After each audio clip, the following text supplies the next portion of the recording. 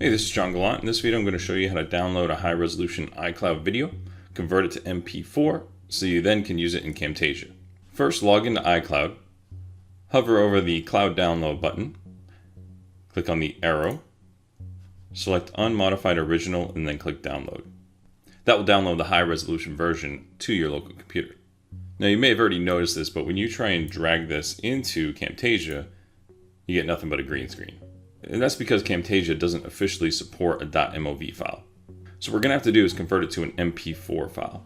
And we're going to use Handbrake to do so. Open up Handbrake, drag your file over, go down into the Save As box and give it a name, and click Start Encode. As you can see, an mp4 file was created for you. Now we'll drag that into our timeline in Camtasia.